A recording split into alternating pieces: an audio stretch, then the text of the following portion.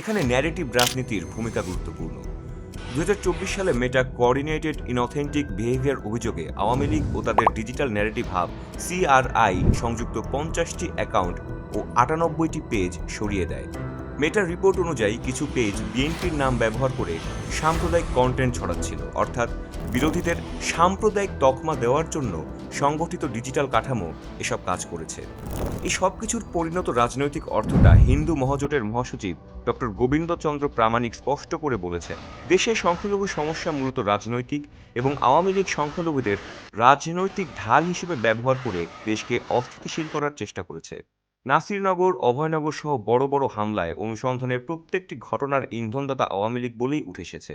অতএব এই প্যাটার্নই দেখায় বাংলাদেশের সাম্প্রদায়িক হামলাগুলোর মূল রাজনৈতিক ইন্ধন ক্ষমতাসীন আওয়ামী লীগের দখলদার নেটওয়ার্ক ও ন্যারেটিভ ব্যবস্থাপনা।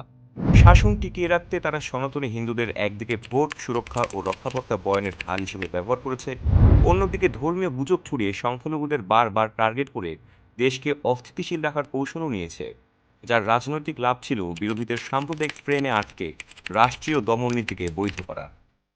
বাংলাদেশের গণতন্ত্র ও সাম্প্রদায়িক সম্প্রীতি টিকিয়ে রাখতে হলে তাই প্রতিটি ঘটনা শুধু মাঠের অপরাধী নয়, গুজব তৈরি, সহিংসতা আর দায় চাপানোর নেপথ্যের রাজনৈতিক পৃষ্ঠপোষক নেটওয়ার্ককেও অতি সত্বর বিচারের মুখোমুখি করতে হবে।